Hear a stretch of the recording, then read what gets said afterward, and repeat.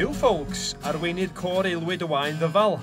Mae'r côr ieuenctid o Gaerdydd wedi cyrraedd y brig mewn sawl cystadleuaeth, yr Urdd, y Genedlaethol a chyrraedd rownd gynderfynol Côr Cymru 2009. Mi gafodd côr aelwyd y wain ddyfal i sefydlu 5 mlynedd yn ôl erbyn hyn fel rhan o'r aelwyd felly oedd yn gweithredu o dan adain Urdd Gobaith Cymru. A dwi'n licio meddwl am yr aelwyd i fod yn gyfle i bobl ifanc Caerdydd ddod at ei gilydd, nid yn unig yn gerddorol ond hefyd yn gymdeithasol. Mae yna trawstoriad eang o bobl gwahanol yn y côr. Mae dyn ni myfyrwyr o gwahanol golegau yn Caerdydd, mae dyn ni pobl ifanc sy'n gweithio yn Caerdydd, a ni gyd wedi bondio mor dda. Mae yna ambell un sydd efo cefndir hynod gerddorol hynny di wedi astudio ar gyfer gradd cerddoriaeth mewn prifysgol. Mae yna ganran arall sydd erioed wedi darllen nodyn o gerddoriaeth yn ei bywydau o'r blaen, ond dyna sy'n gret am y côr mewn ffordd ydy bod yr amrywiaeth yna a bod yna ddigon o dalent cerddorol mwyn gallu hybu falle ar bobl sydd yn ddi-hyder ac sydd angen mwy o help.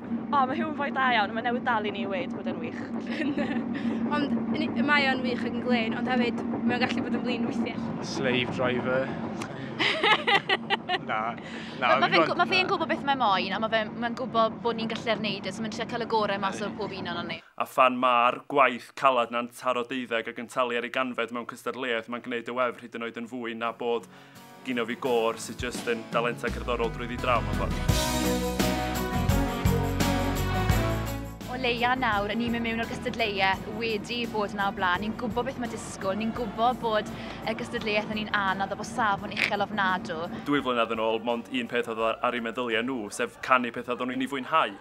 Ond dwi'n teimlo bod rhaid i ni stretcho'n hunan flwyddyn yma, mae rhaid i ni gynnig yr amrywiaeth yna, a mae rhaid i ni ddelio fo'r ffaith, falle bod yna rai caneuon, da ni'n wirioneddol eisiau perfformio mewn cyngherddag ati, ond ar gyfer cystadleuaeth mae rhaid i ni fynd am yr her yna, a dwi'n meddwl falle mai dyna di'r peth mwyaf pwysig dwi wedi ddysgu.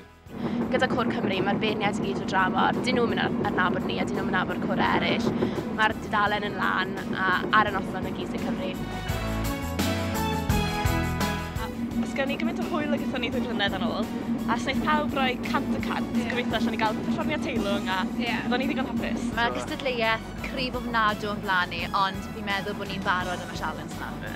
Da ni gôr ifanc, brwdfrydig, a da ni'n fodlon gwthio'n hunain i unrhyw cystadleuaeth, a diolch be fydd y canlyniad, byddwn ni wastad yn dod o'na efo gwen.